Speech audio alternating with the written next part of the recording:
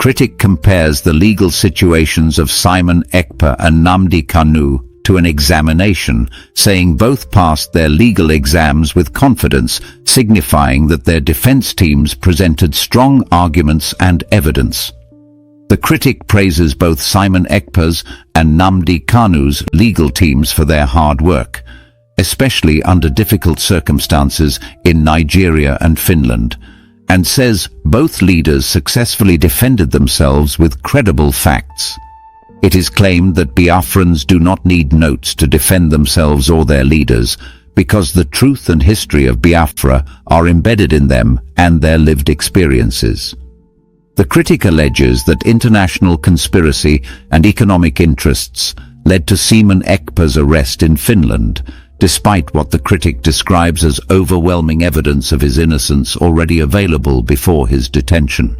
The critic celebrates Simon Ekpa's courtroom appearance, describing it as a majestic victory, and says that even if Finnish or Nigerian authorities act unfairly, an appeal will be filed, similar to how students appeal wrongly marked exam results. He credits Biafrans worldwide for spreading evidence and media content that helped shape public and legal opinion in favor of both Nnamdi Kanu and Simon Ekpa, asserting that social media pressure played a major role. A witness during Nnamdi Kanu trial allegedly failed to provide credible evidence, as his report lacked signatures and valid documentation. The case has now been adjourned to July 18, 2025, for a no-case submission.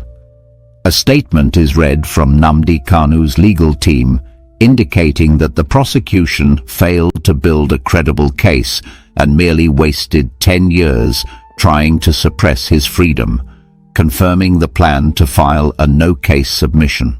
This news update also features commentary from Omoyele Sowore, who reiterates his support for Nnamdi Kanu, criticizes the illegal detention and extraordinary rendition from Kenya, and says the charges are baseless and politically motivated.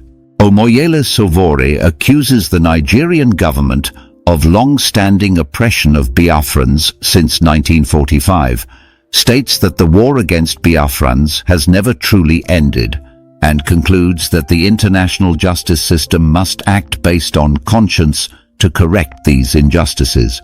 The sun had barely risen over the quiet skies of Finland when the people of Biafra began what many now describe as one of the most significant days in their modern freedom struggle. For many, it did not matter whether they were in the heart of Owerri in Imo State, in the far corners of Ohaji Egbema, or thousands of miles away in foreign lands like Germany, Italy, Canada, or the United Kingdom.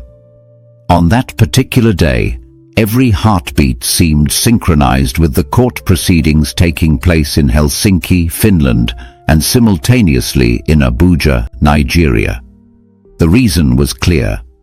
Two of the most prominent voices representing the cry for Biafran sovereignty and freedom, Simon Njoku Ekpa and Nnamdi Kanu, were facing crucial courtroom moments in their respective legal journeys.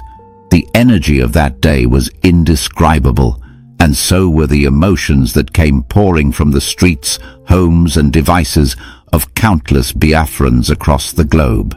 In Helsinki, Finland, Simon Njoku Ekpa, who many Biafrans recognize as the self-acclaimed Prime Minister of the Biafran government in exile, entered the courtroom with a calm but commanding presence. Months of speculation, arguments, media frenzy, and political accusations had led up to this moment. From the very beginning, Simon Njoku Ekpa's trial was surrounded by a mixture of anxiety and defiance. Many of his followers believed he had been targeted not because of any crime he committed, but because of his unflinching dedication to the Biafran cause. And, as the doors of the Finnish courtroom opened and the session began, people around the world held their breath. At the same time, thousands of kilometers away, another legal drama unfolded in the Nigerian capital. Nnamdi Kanu, the detained leader of the indigenous people of Biafra, stood once again before a Nigerian court, as he had done several times over the last decade.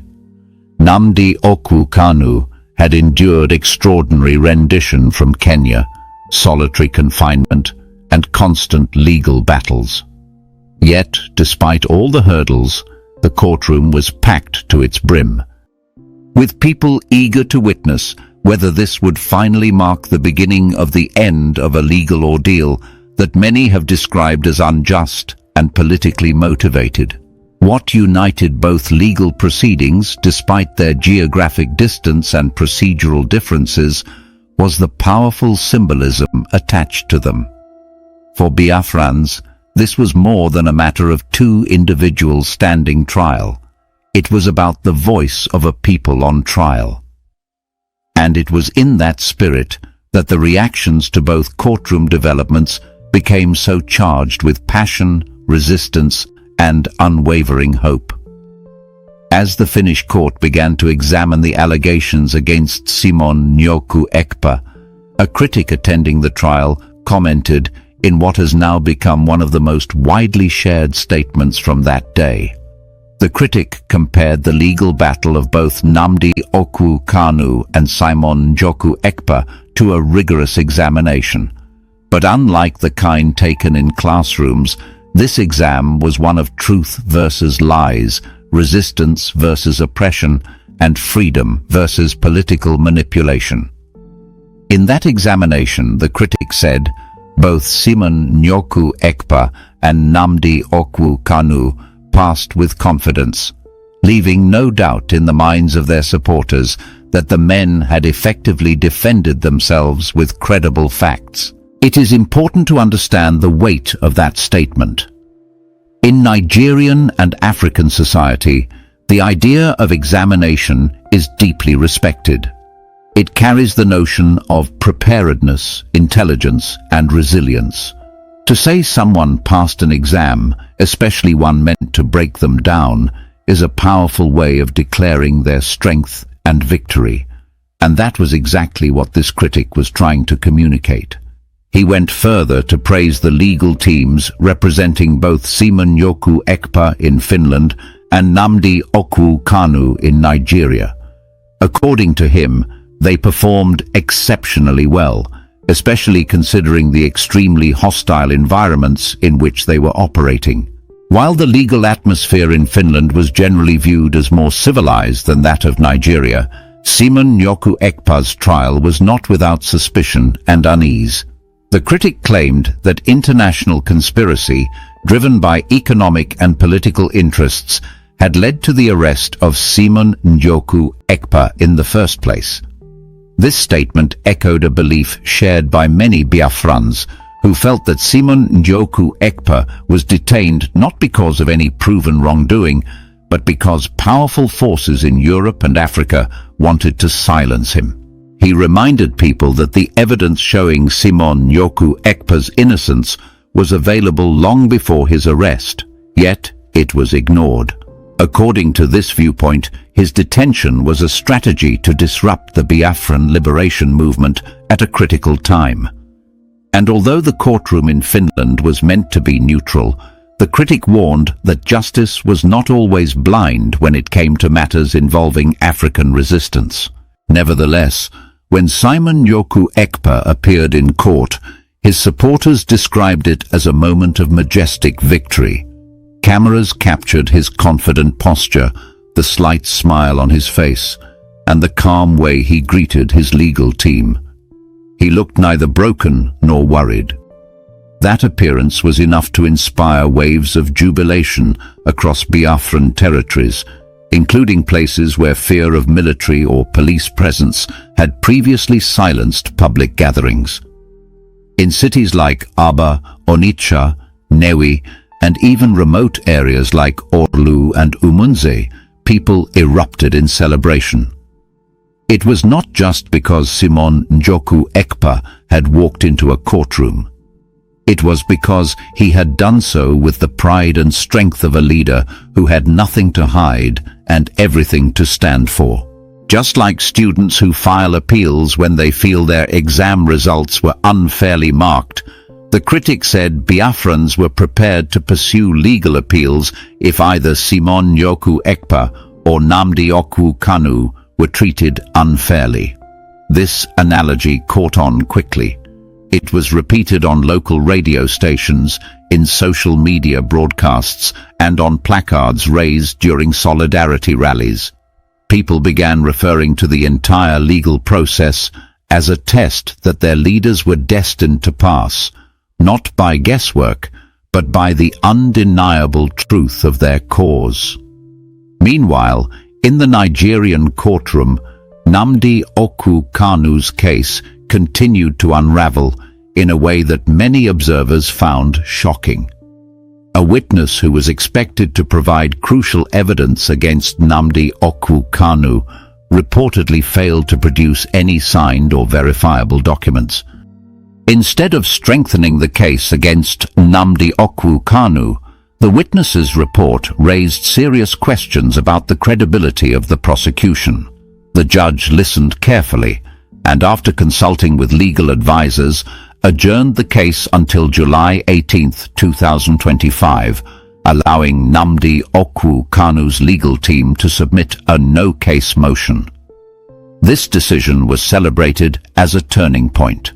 According to a public statement released by Nnamdi Kanu's lawyers, the prosecution had spent nearly 10 years trying to suppress a man whose only crime was asking for justice and freedom. The lawyers emphasized that there was no credible case against their client, and that the entire effort to keep him in detention was based on political fear rather than legal fact. The emotional weight of this moment was captured not just in words, but in tears, chants, and songs from those who gathered outside the courtroom. People waved Biafran flags, chanted liberation songs, and held up pictures of Nnamdi Kanu alongside those of Simon Njoku Ekpa. Across social media platforms, short clips of the trial went viral. Biafrans in the diaspora added their voices, urging international legal observers and human rights organizations to intervene. One particularly powerful moment during the day came when Nigerian activist and former presidential candidate Omoyele Sowore addressed journalists outside the courtroom. Known for his bold and uncompromising criticism of government abuse, Omoyele Sowore did not hold back. He repeated his firm support for Nnamdi Kanu and criticized the Nigerian government for the way they had handled the case. Omoyele Sowore described Nnamdi Kanu's detention as illegal, adding that his extraordinary rendition from Kenya was a gross violation of international law. He insisted that the charges were politically motivated and lacked substance, but Omoyele Sowore went even further. He reminded the world that the oppression of the Biafran people did not begin in the 21st century. According to him, the marginalization of the Biafran people started as far back as 1945. That year, he said, marked the beginning of a systematic campaign to silence, intimidate, and destroy the ambitions of a group of people whose only demand was to be treated with dignity and fairness. He explained that the Biafran War, also known as the Nigerian Civil War, may have officially ended in 1970, but the battle against the Biafran people had continued in different forms through economic deprivation, political exclusion, and now legal persecution. Omoyele Sowore made it clear that this war was no longer only between Nigeria and Biafra. It was now a global matter. According to him, the international justice system must rise above politics and act based on conscience. He called for global leaders, especially those in Europe, to look beyond their diplomatic interests and stand on the side of truth. If justice was truly universal, then Simon Njoku Ekpa and Nnamdi Kanu deserved fair trials, not political scapegoating.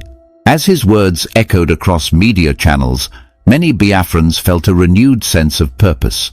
They began sharing screenshots, legal updates, and video commentary.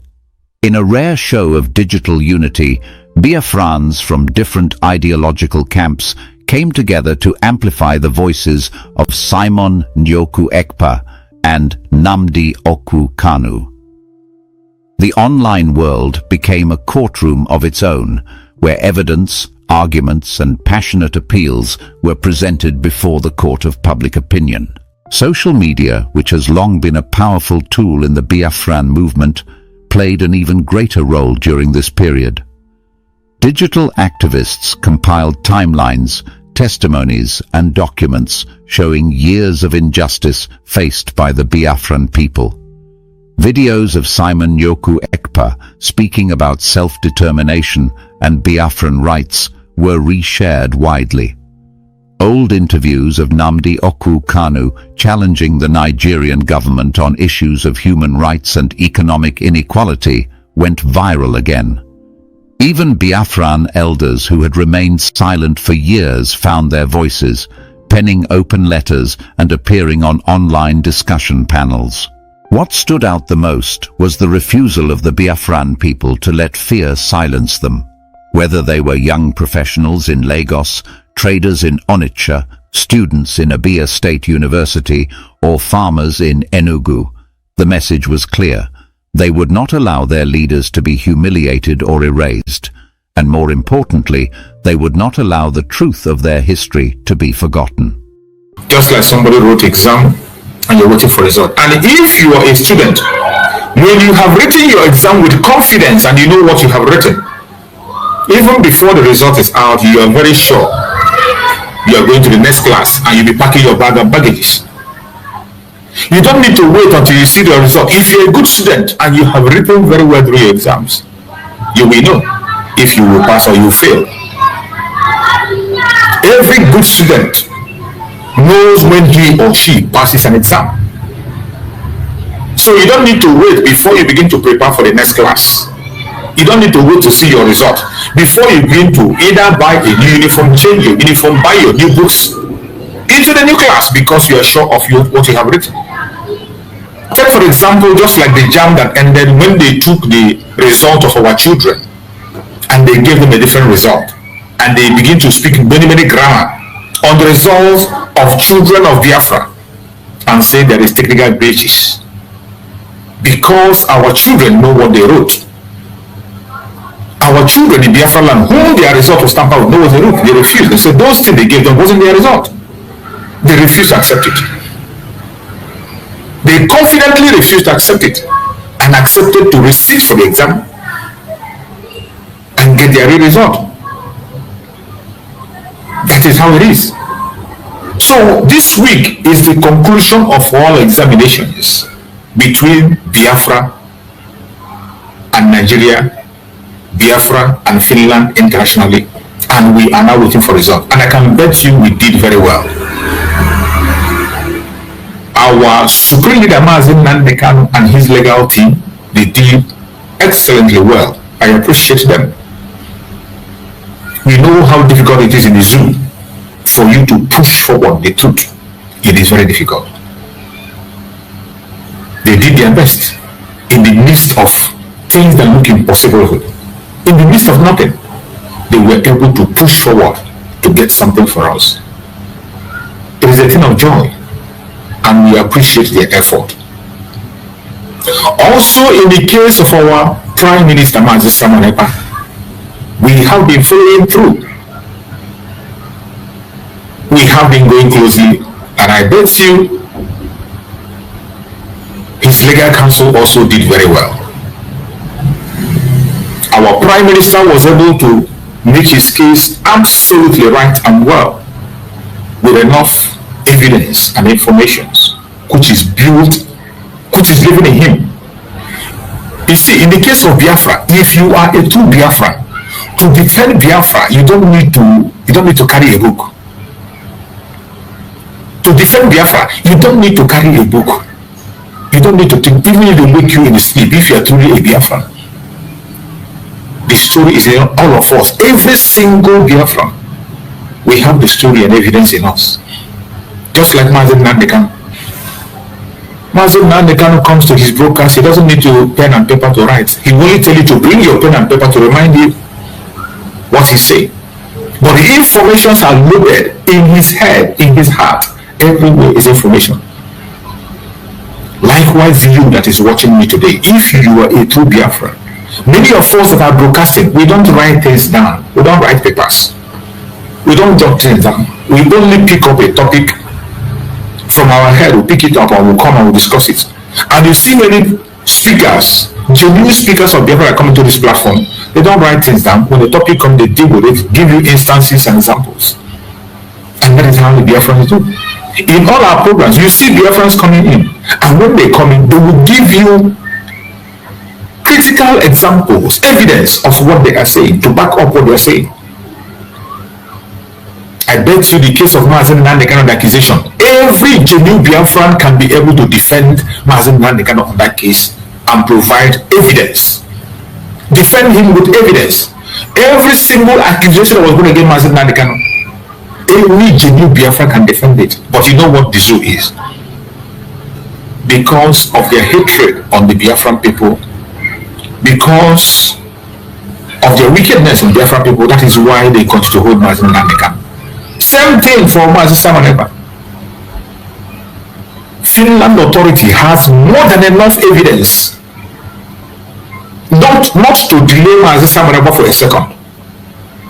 There are evidences everywhere. There are information everywhere. Many Simon Ekpa have already made available for them even before he was arrested. He has made them available for them. But because of the global conspiracy, they want to play along for economic interest. They sacrificed their conscience and took in our prime minister to question him on flimsy excuses and flimsy accusations that doesn't hold water. And finally, we can see our prime minister walking out of that court majestically with victory. Said Nnamdi Kanu. So it is a week of victory, and I'm telling you that we are stepping into another stage. We are entering into another stage because we have passed that examination excellently. It doesn't matter what they do. I don't have any faith in them, both the Finland authorities and Nigeria. I don't have faith in any one of them. No matter what they decide, I know we have done our part and written an exam exceptionally well. And if they do otherwise, we will have to appeal. That's where it will end. If they do contrary, in order to delay, in order to create setback, in order to hinder us, we will appeal. Just like our children appealed for the first result that was given to them. As I said, if you are a student, you know when you pass your exam. You don't need to wait to see your result before you begin to make preparation for the next class. You don't need to. After walking out of the exam hall, you know your result, what it is going to be. If you're a good student, those who are scared are those who did tumbum. They didn't know what it is. They were not too sure. You see them getting worried. They wait until they see their result before they get preparation. They will even tell you that they are not sure. And they begin to have option A and option B. But those who know what they are doing, who did their work excellently well, they have no fear. We have done well. I applaud every single Biafran that have been doing one thing or the other to make sure that our voice is heard. Whatever you have been doing in the course of this case, helping to share information in your own platform, those information you were sharing did a great job.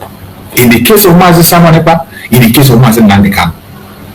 Many of those videos we were sharing that has to do with the case of Nnamdi Kanu, evidences, confessions from the Nigerian government itself, from their officials, about the revelation of the accusations of Nnamdi Kanu. Those evidence you have to share in your platform. I applaud you for that. It went a long way. The lawyers cannot do it alone. You can see many videos that were played in the court. Those videos that were played in the court, many videos were played in the court. If not that we have to push this and let it go viral, they might not be able to lay their hand on some of those videos. Some were made about 5 years ago, 10 years ago. But we were pushing them out in order to defend our supreme Mazi Nnamdi Kanu. The same thing in the case of Mazi Samaneba. We didn't stop. In the case of Mazi Samaneba, everybody was on their platform, sharing information, pushing evidence everywhere. The atrocities of Nigerian government fill the whole media. The atrocity, and they cannot deny they are not seeing it. There is no way Finland authority will say they don't see what is happening in Nigeria. More especially after the arrest of our Prime Minister Mazi Samaneba, the atrocities of Nigerian government intensified. The calamity increased, it became double what it was before. And Biafrans continue to push these things to the media.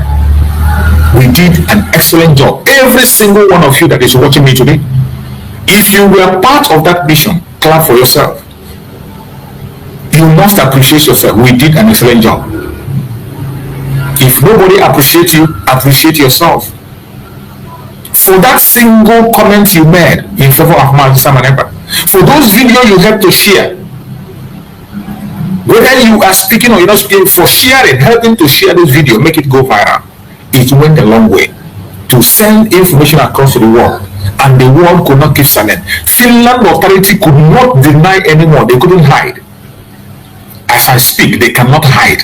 They cannot pretend anymore not to know what is happening in Nigeria. No government of the world can be able to pretend and say they don't know the Nigerian story as we speak. The Nigerian story is in the front line of the media, through the social media. Even when the international media closed their ears, they pretended nothing is happening. The international media never mentioned it, they never spoke about it. International media turned their back against the atrocities that is happening in Nigeria. But those of us who knows what we want, who knows that our freedom is in our hand and our faith in our hand, we didn't relent. We were sharing information, pushing it. I appreciate every one of you, and I pray that Chukwu Okike Abiyama will continue to prosper every single sharing you have done to make sure that the message of Biafra goes viral. Anytime you share messages that we are preaching that has to do with the restoration of Biafra, that has to be a position of the evil of Nigeria, whenever you post those things, Chukwu Okike Abiyama will shower you with blessing. We protect you, we secure you, and you will experience freedom in your lifetime. With their last witness, PW5, known as EEE. He came and tendered reports of the NSAS, and in the course of the reporting, he alleged that it was the statements made by Mazi Nnamdi Kanu that instigated the damages during the NSAS, and he was subjected to a thorough cross-examination by the defense team under Mazi Bazu. And as God will have it, we are happy to announce to you that so many things went wrong with his report, including the fact that not even the signature of the chairman or the name of the chairman or the secretary of the report of the committee he claimed to represent was found in the entire report. We are happy to announce to all of us of freedom that the matter has been adjourned to the 18th of July 2025 for a no-case submission. In other words, to tell the court and to show to the court that the prosecution merely wasted 10 years of Mazi Nnamdi Kanu's life by arresting and detaining him for no just cause. So we are happy. We have very short time within which to work. We are going to utilize that very short time and make sure we deliver on our mandate. And our mandate is to provide sufficient defense for Mazi Nnamdi Kanu. Thank you and God bless you. All right, thank you very much. Yes. Well, I am very excited to be here as always, even though as usual the DSS prevented me from entering the courtroom. But I'm a living witness to history. The first time Mazi was abducted from Kenya and brought here, I was in court to warn them that in fact, I was one of the few people that came here as soon as they did their kangaroo arrangement, that this case is not going anywhere, and that there's no way, it doesn't matter how long it takes, it's going to end up the way it started, as nothing, and it will end up as nothing, because there's nothing that can stand up on nothing. The foundation of this was malice. It was a suppression of a section of Nigerian people, and the violation of the fundamental right of a Nigerian British citizen who was abducted from another country, brought here without due process, and detained indefinitely, even presented from having open and fair trial, which we have seen all over the time. As a matter of fact, today we already had an altercation with the DSS, preventing people from moving around here. But you know, they started by blocking everywhere. Now they are tired, they can't even block half of the road, because you cannot stop an idea who's time is up. And this is what we want them. And I'm glad that they are reaching the dead end that we have predicted. The dead end is that there will be a no case submission. In fact, I would have an issue with the lawyers if I were to be involved, because there's no need to even file a no case submission in a case that never existed in the first place. But you have to do your own legal work. And let me use this opportunity to also appreciate all the lawyers and all the people who have stood in solidarity with Nnamdi Kanu. I've said it that if it's the last person I will stand with him, I will stand with him. Now mine is not political. In fact, the most unpopular political decision to take in Nigeria is to stand with Nnamdi Kanu. So if you want to win election, you know who to stand with, which is the federal government. But I'm not doing this to win election, I'm doing it for the freedom of our people everywhere with my friend access. And I believe that if Nigeria is going to become one, it has to be on the basis of justice. You cannot be suppressing a section just as the rest will flourish and think that you can go home to rest. And you have seen it now. Even those people who never believed Nnamdi Kanu a few years ago, they have seen it with what the Fulani herdsmen are doing, killing hundreds of people. They are doing it also in the southeast. They killed in Ebonyi, they killed in Enugu, they are killing in Edo, they are killing in Kogi, they are killing people across the country. Imo, yes, there was some killing. So this was what Nnamdi Kanu told you as a prophet. But he has always told me, when I met him in New York, that he's not a prophet. He's just saying the reality of what the Nigerian project is all about. That it was a fake project put together and it can never materialize until there's justice. And this is what we keep advising them. The interesting thing was that there was even a time in 2019 that they charged me secretly with him. I filed a charge here that I connived with him to kill some policemen. So the case never came to trial, and it will never be. So we can't wait to see Nnamdi Kanu rejoin all of us. And I'm very certain that that will happen. It's just a matter of time. And it doesn't matter how long they do their case, which I never believed in. You have just heard, this is just a brief press statement from the legal team of Nnamdi Kanu. You know they have so many restrictions. That is why you don't be surprised when you're not seeing lawyer Jubilation coming out to speak as he always do.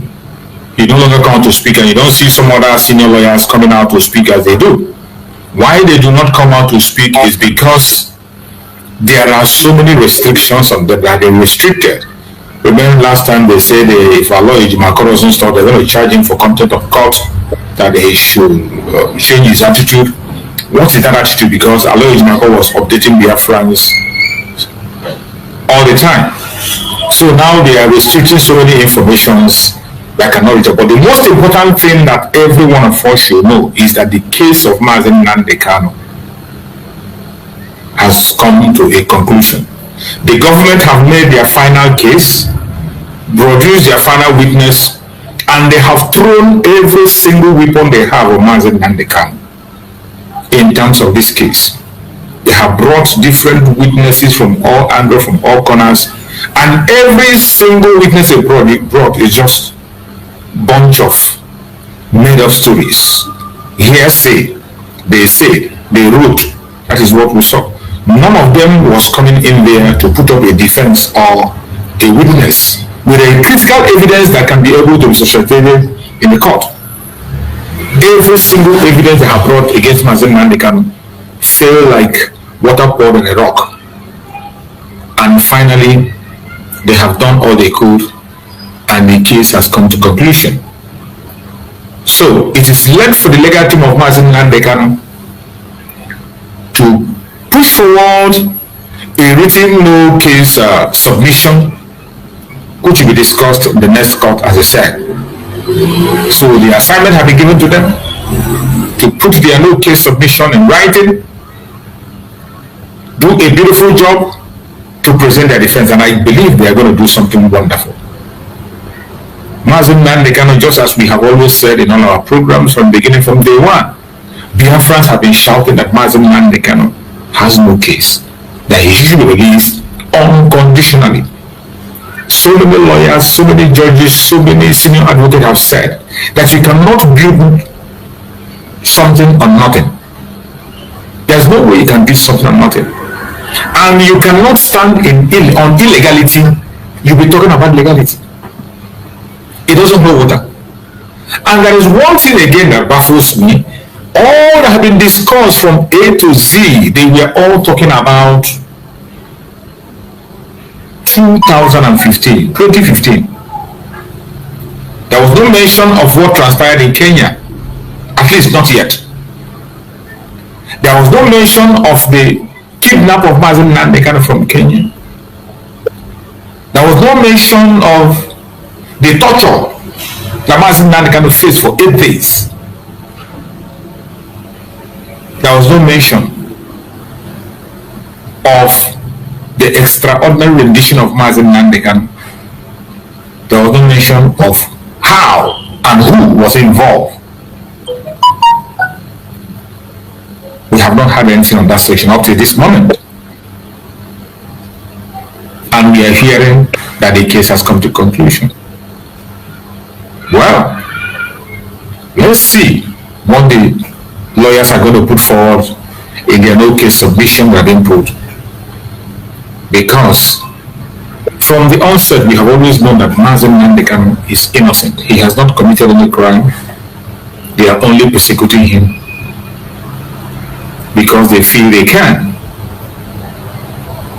Just as they've been doing to the Biafrans from the onset. It didn't start today. These atrocities against Biafrans started a long time ago, since 1945. This attack have continued. They continue to attack physically, later they went politically, and later they begin to go on different angles. Today, economically, they attack Biafrans on different fronts.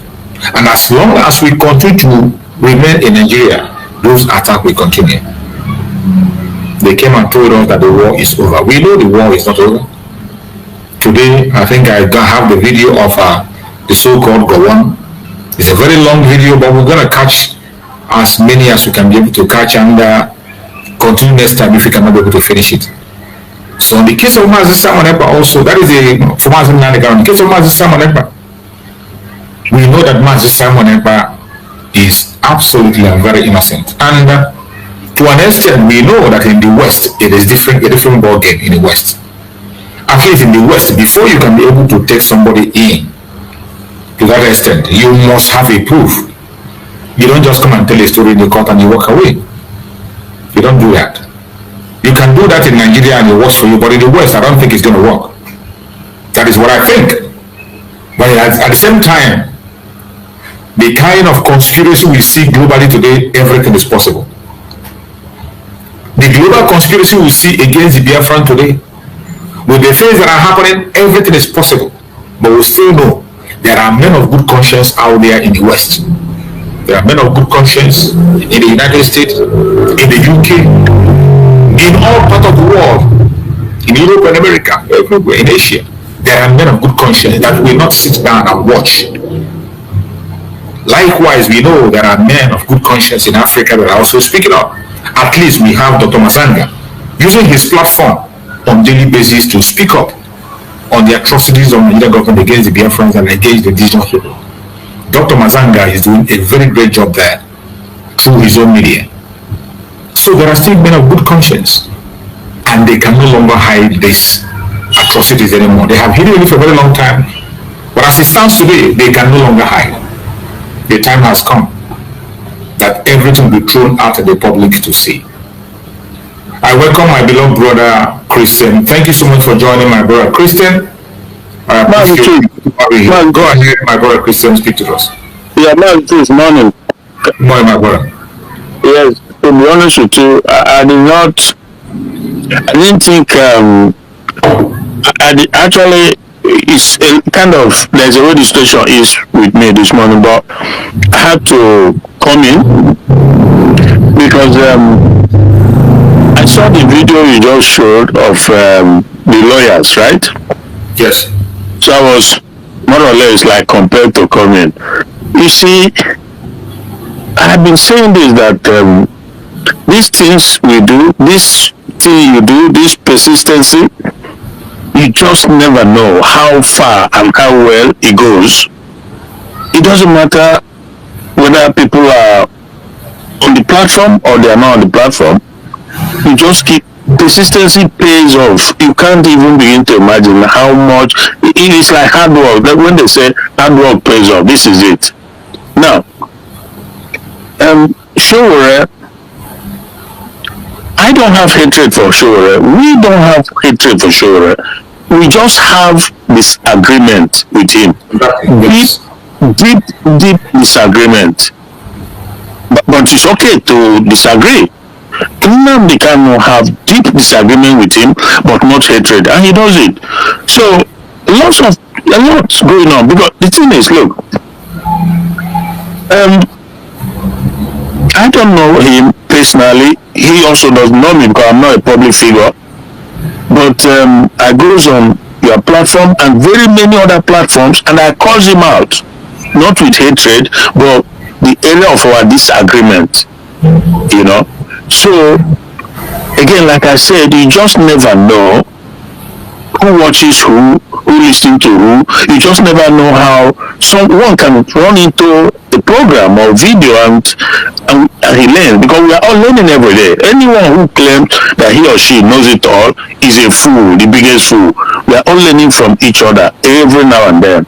So, like I said, and then Nnamdi Kanu, who is our leader, undisputed leader, he has also made it very clear that we will take the good ones, the people who have the mind of the progressive-minded individuals, regardless which region, even if you're a Muslim, but you have a you are a progressive-minded individual who believes in freedom, who believes in human development, who believes in level playing field, who believe in everything that is required to build humanity, we will take you. Now you can't say it. So Showore is one of those who is original. I know his ancestral lineage, sort of. He's Yoruba, but his ancestral lineage is towards the Edo area, sort of, you know. We take him because he's progressive minded. He's a modern man who have seen who knows that these things going on in Nigeria, there's no way out. There is no way. Don't matter how long it takes. Nigeria is not going anywhere because the foundation, the structure is defect and very, very unproductive. So why do I say that? Because, like I said, we keep saying these things. You just never know who listen and who catches it and learn one or two things. So he has been somebody who is very supportive, you know, but our area of disagreement is how he views Nigeria moving forward and how we view it. So that is just that area of disagreement that is can easily be breached, because it's a matter of they are seeing it. And could you believe that for the first time, because there is this program he had some time ago, I've made reference to it, when he could not make a pronouncement, when he could not call a spade for whatever reason. But I have also gone on different platforms. I've done a lot of write-ups in a way that you just, like I say, you just never know. Because for the first time now, he's still there, and he called it for what it is. He called it Fulani herdsmen, killing people all over the place. That he has never done before. And in fact, in one of the videos that I saw him, he tried to rebuke a guy who was trying to call a spade a spade. He told him no, that he shouldn't give ethnic coloration to the problem. But today, he's giving it. Because for the first time, I heard him call it for what it is. Say the Fulani herdsmen, they go about killing people all over the place, in the Middle Belt, Benue, so obviously, so this is the point. This is the point that we must keep doing this. You know, we must keep consistency pays off unimaginably.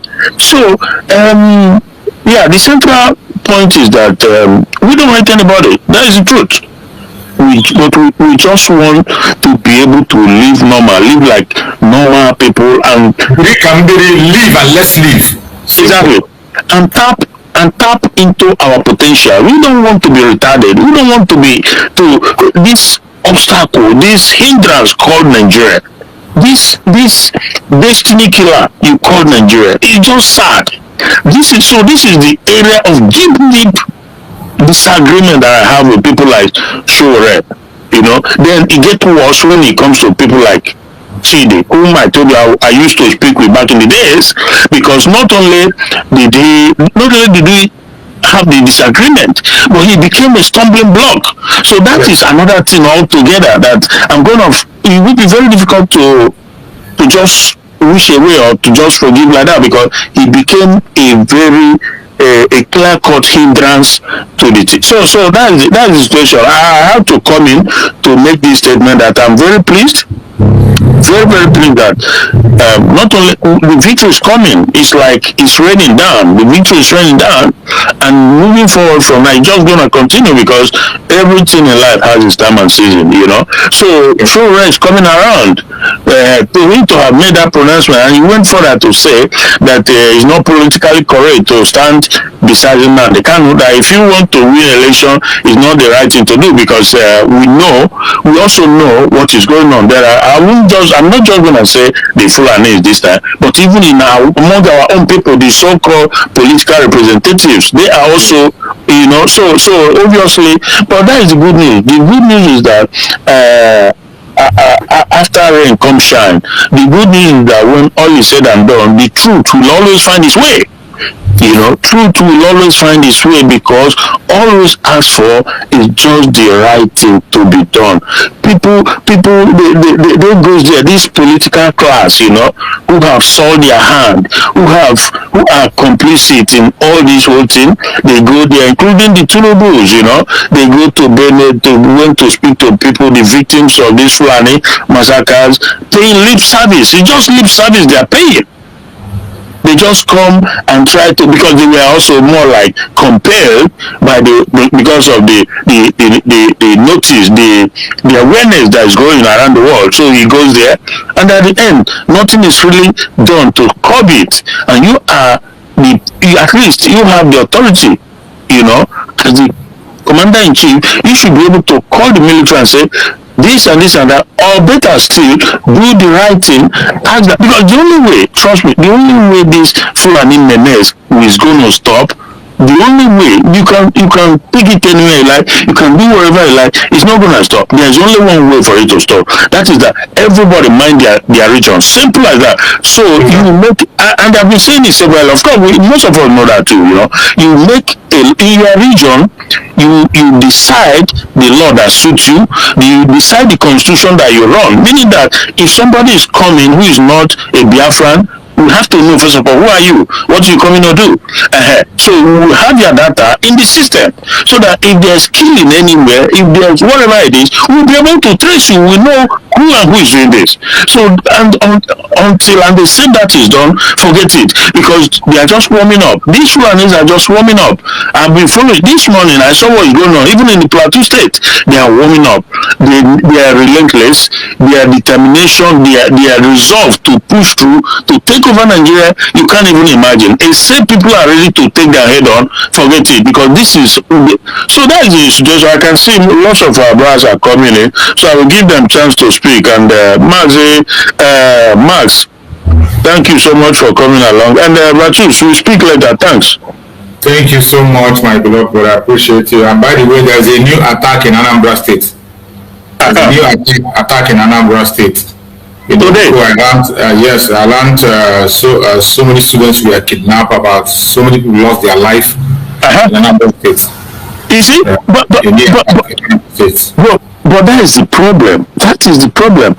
Not just that we know what the solution is. We know the problem and we know what the solution is. But the problem is that we have these political leaders imposed on us because then, we all know that the use of the man of this or the Soludos, the Peter and Band, they were handpicked by the caliphate, and they are not ready to do the needful to stop this constant, this incessant massacring of people. They are not willing to do that because it's not part of the reason why they were put there by the caliphate. Soludo, even I have my strong opinion about Soludo, okay? Now, but that is the problem. The core problem is that these guys who are the government, they are supposed to, naturally, they are supposed to be able to stop this. Trust me. As the governor of the state, they have the power to stop it, but they don't want to stop it. They simply don't want to stop it because, first of all, they could get the military who in that state to do their job. If they don't do their job, then they have to go. Then you get your own vigilante boys, people from your place, who will now go out there and confront them. There is no two ways about it. You cannot pamper these terrorists. Absolutely not. You cannot reintegrate them in the name of repentance. Absolutely not. And you know what? This is one of the things. When Gowon made that abracadabra he made, an old man who refused to repent and cannot be forgiven because Ojukwu asked for regionality, that regions should be able to have their own military, like Gowon said. But if you have your own military, that is the solution. The people, you cannot go and bring a Fulani man from the north or not Hausa or Yoruba to come and, parade our place. So Yoruba military should be able to, they understand the terrain, they understand their people, and they will know how to, liaise with their people. But, so that is the situation, my brother. Thanks for the time being. Yeah. Thank you so much. Thank you so much. I appreciate you. I welcome my brother Max. I welcome Greg. I welcome Ozemena. Ozemena, your network is not okay. Your network is not okay, and you can't connect.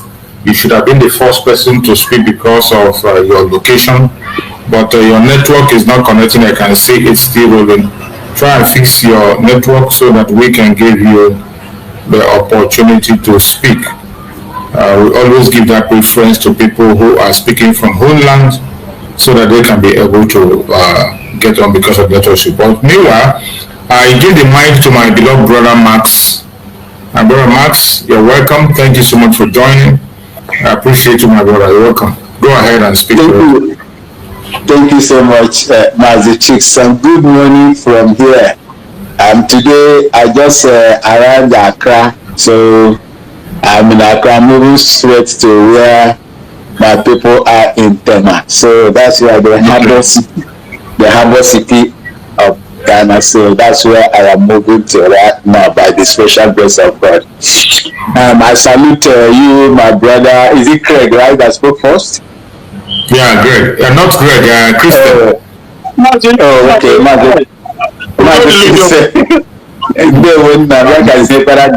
Don't mind my Igbo language. I don't have command over my Igbo language. Because I don't mind that. So anyhow I put on there, I'm not gonna take her like that. You know, my you speak past me will be yourself. Of course now. I want you to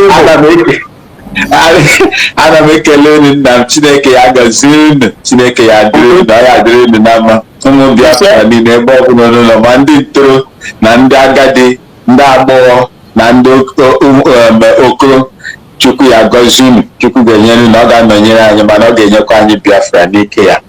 I salute each and every one of you. May God always, that same God that has been leading us, continue to lead us, and we are praying and hopeful that He will continue to do His wonders in the midst of Biafra. Even when there is a kind of world gang up against the Biafran people, yet you are still waxing strong. It calls for some kind of, deep introspection. How do people call it? A deep, search. What really happened? What is making the Biafran people so prosperous, so resilient, so strong, even in the midst of trouble? They are still waxing strong. Something is happening. There is something inherent in the Biafran people. There is something God has placed in Biafra people, of which I share your gene as well. That same God will never leave us. He will never abandon us. That same God that did not allow Hassan Kassina evil, Major Hassan Kassina evil intention to wipe off every Biafran who a male Biafran from 1967 to 1970 will always be there to save the Biafran people. And he is going to do more. Look, let me tell you, do not be disturbed with what is going on. Go and look at how good is, refined. It passes through horrific heat and everything before it can come out to that shining object that you see, that jewel that people are using that to as a store of their monetary value. That is what I see. The same thing that happened to the Jews in Europe, I believe that is exactly what is about to happen to us. That is exactly what is about to happen to Biafrans. You see, when God begins to show us the way, He brought Ujuku, they chased him away. Wazirike came, he fell apart. Our able leader, Nnamdi Kanu came. They found one way or the other to capture him, and they succeeded in capturing him. They did not just capture, they wanted to put him off so that the agenda, the ideology of Biafra will be removed in the minds of Biafran people. But they do not know that they are just delaying it, and I call it an act of God. God is using this to destroy Nigeria in the eyes of the international community. They want to show them that they are just nonsensical in everything that they are doing. Look at the evidences presented in the court as the Omotosho presided. I do not know the snippets I heard whether it was true, but the judge was so amazed with the video that was played in the court and was asking Nnamdi Kanu if he was a prophet. I do not know whether it is true, because I have seen so many things like that. I did not hear it from you people, so I don't think I have to believe that. Content creators will make their market sell, so we focus on what we are doing. There is nothing strange. We know that we have a prophet in Nnamdi Kanu, so we don't need people to tell us how prophetic his words are. It is even sad that people that were not there with him, but did not start the job with him, are the people now that are benefiting with what is happening to him, using it to create, vast measure, to cash out, when social media, YouTube, Facebook, when the more people you gather, the more videos that you play and like that goes by, the more you cash out. They make it so that exactly. So that is what they are doing. But we are on the focus. We focus on what we want, and what we want is Biafra, irrespective of whatever that they are doing to Nnamdi Kanu in that trial. He is going to come out a clean man and a disgrace to the Nigerian government. Keep doing what you are doing. As for Simon Ekpa, Prime Minister, God is also looking into his case. He has already solved his case. He has solved his case. If Nnamdi Kanu is defeating them in Biafra land, there is no difference from what Simon Ekpa, the Prime Minister, is also doing, because of using Finland as a platform to do that.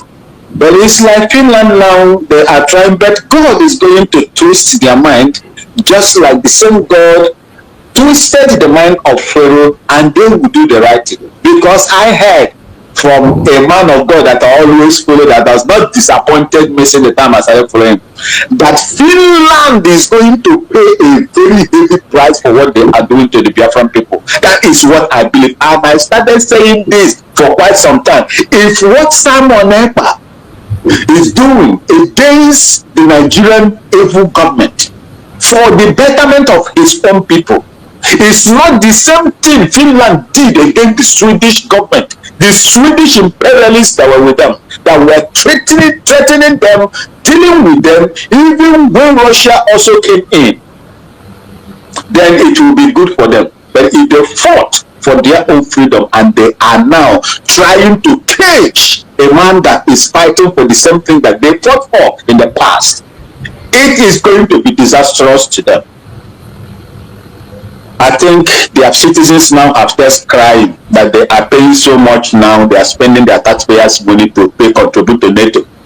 For you allowing Britain to lure you into NATO, you are going to spend your resources there just like your citizens now. It's not even up to 2 years you were brought in. Your citizens have started crying. You will continue to cry if you don't remove your hands in what is happening in against the Biafran people. We must continue. There is no time for us. The only thing we need is the resources to fight and fight this problem. But we are great people, and we cannot allow Onyagoro high stand will not go and begin to rob Uri shea butter. Then we call it Uri shea butter. If your name is high stand, don't go and begin to pomade Uri shea butter on you.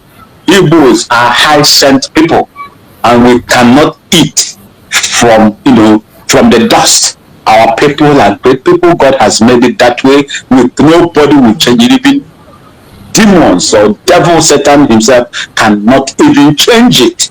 Just be proud wherever you go. Be proud of who you are and what God has made you to be, whether you are resourceful or not. Everybody has their own importance, whether you are resourceful, whether you are rich or you are poor. There is something God has placed in you. When the times come, people will look at you and praise you for what you are doing. And they started killing us. Look at what Musa is saying.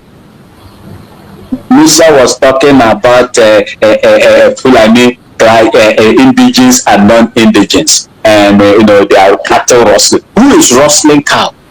Who is rustling cow?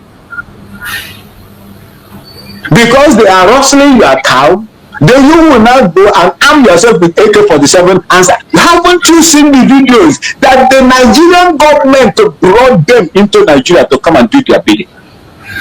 Have you not heard it, Musa?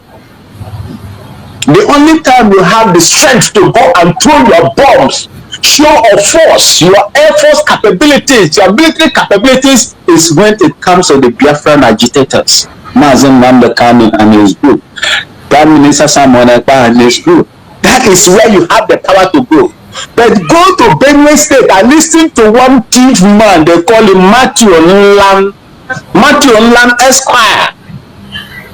He said they have TV land and local government cut across, is it Nasarawa, Benue, Plateau, Taraba, Adamawa, and the rest of them. He called maybe about 20 or 25 local governments in those areas. They shared them in those areas. This man said that in Benue State, these people have taken over their lands. In fact, they saw their children crawling on the street. Who are those people? Are they indigenous? Where are the indigenous people? You don't see them to go and chase them out. I love what is happening. Middle Belt was used to attack Biafra. The bulk of the people that fought against Ojukwu, late Ojukwu, and the Biafran people were drafted from Middle Belt. Gowon himself included. He's from Middle Belt.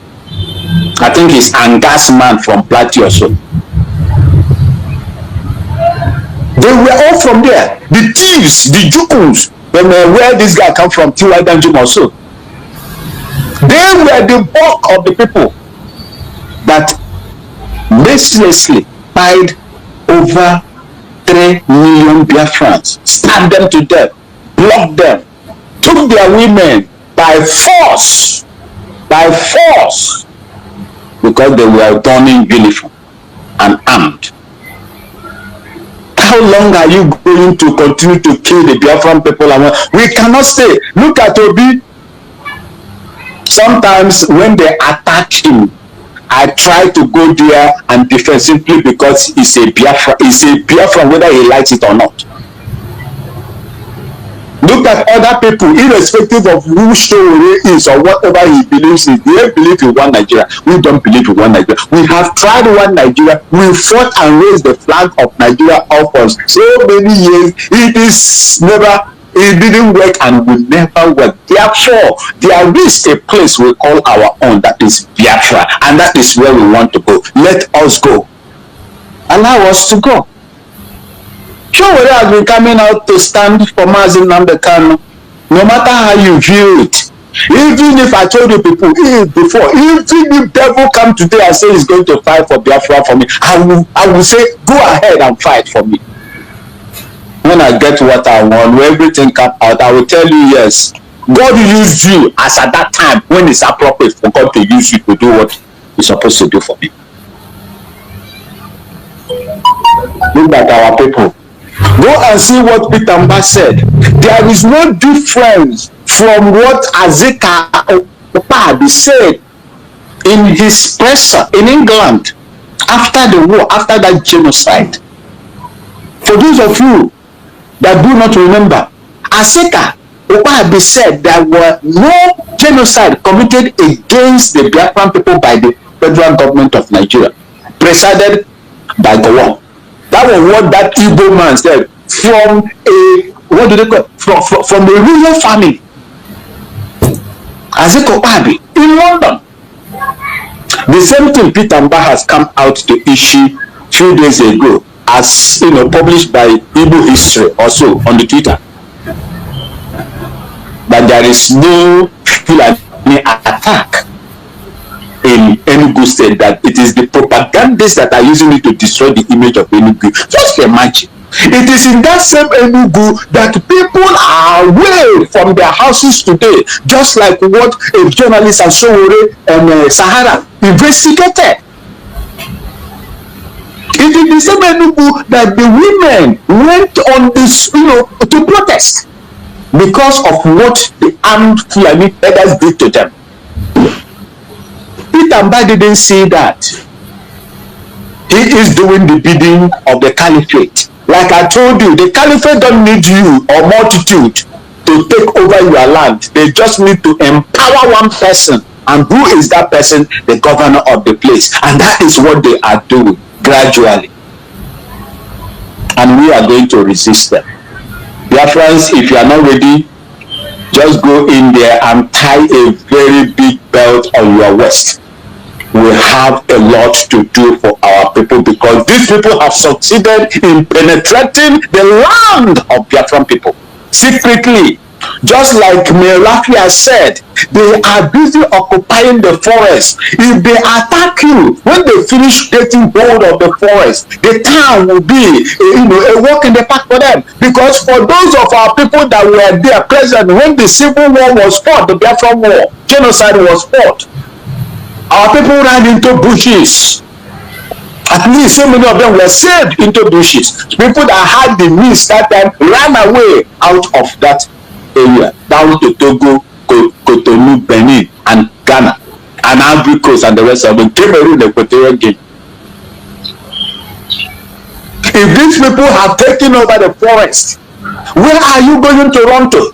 For you to come out on social media and continue to blame your own brothers that have taken the mantle to fight the way they are fighting today. Why can't you come and join them and fight this evil so that the land of Biafra will be exonerated once and for all? Why can't you do that? Thank you so much, my beloved brother Max. We have some people from homeland because of their network and this, and let's allow them to speak. Then later on you can continue on your line of thought. My brother Max, are you there? Yes, please carry on. Give them, let them go. Let them go. Okay. Thank you. I'm here. Thank you for the permission. My brother Ozemene, go ahead. Ozemene, you've been in and out, and now I think your network is better. Oh, he's gone again. I continue with it. Take the mic. Good afternoon. Good afternoon, my brother. Welcome. Uncle Matt, what's up? Hello. Ana m ya nna m ochie nwa ada na-agba n'mkpa mana aka ama toro ogologo. No. Ndewo nna m. Yeah. This is the Nokala. Uncle Matt, Ndewo. Welcome, my brother. No. I will see one year. One period, no, yeah. Open on some to the life. Every day, la. Everything la declare. That is it, yeah. Hello. I today, I always love. Let's go to Bongo now, so I thought I would come back again, but the network did not allow me to enter again. So from the topic, aftermath, so I was talking their deliberation on the topic throughout yesterday and this morning. So what else again are we going to get apart from their dubious system? We know that when they are tired, they will let our leaders go. Because if not because of the hatred and when they buy in, even no problem. Ujuku kura gowon no be wora nya kontia. Nna de gwara na ha pro their men. No la south east to the harbor while the Janjaweed will take over their land. Do you know that 7 armies accompanied those people that unleashed mayhem on the people of Yawata? Yeah, and Musa on Arise Monitor TV yesterday. What was he saying? That they should build the wall in our border. The stretch of Cameroon will be 1,000 something. The stretch of Niger is charged. And the government should build the wall. Even his men are telling him that for it to be possible that their salary should be cut. So when you look at all this mischievous, how will I put it? Mischievous opinion of the leaders of Congo. very mischievous. Your men, but again, now come out a war, now still cut all their salary. But the same of your men online, you can adapt for work. And they necessary equipment. The one that said that if I die, I die. They've arrested the guy. They have thrown the guy into Kaduna. So we just be speaking what people wish to hear. Just rhetoric every time. So all those are there. PM said that he will make the holding of Nnamdi Kanu useless in their hands. So all those words like they will tell me I'm from the Ayana Hala Chumbo, I say today no quite the one or I say I am a more one. Or in the most in another day, I can't forget the one. I was the 9-1 ban. But I don't know how 9 ban. They would have to mark and monitor the achievement of their leader. What is the belief of our leader?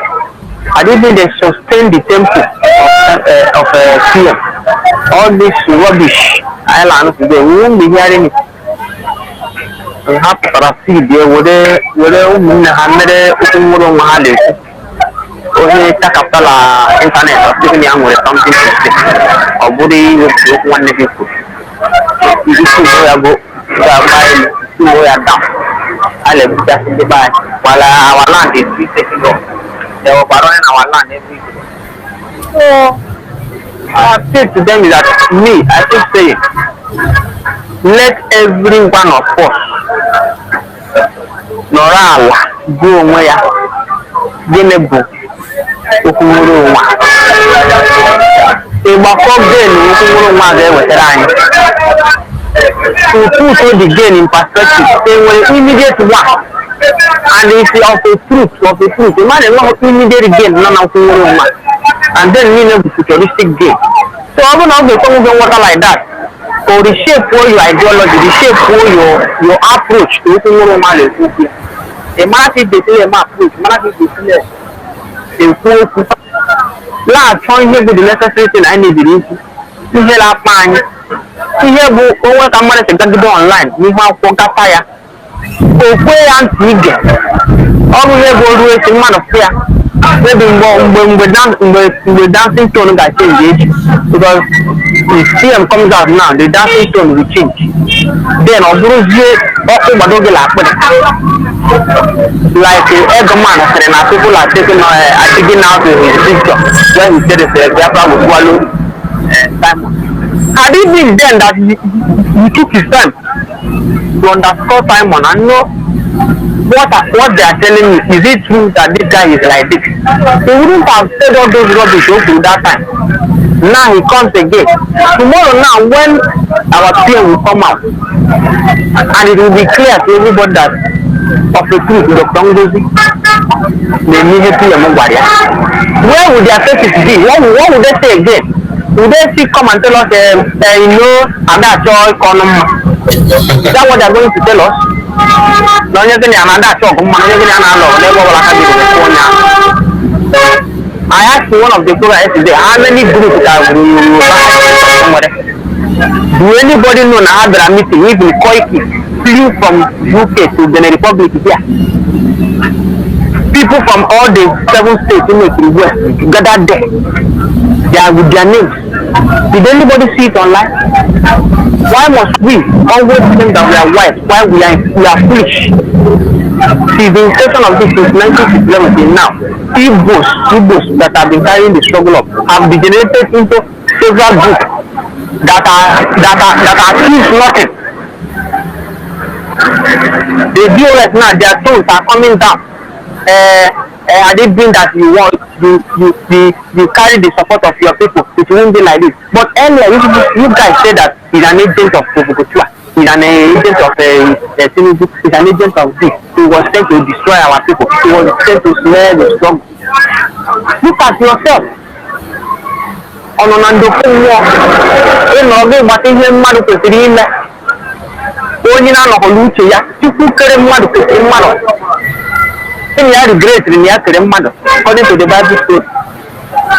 This is the end of our news update. Please click the icon on the top right corner of your screen to watch my next video. You will enjoy it. I will see you again in my next update. Enjoy the rest of your day. Goodbye for now.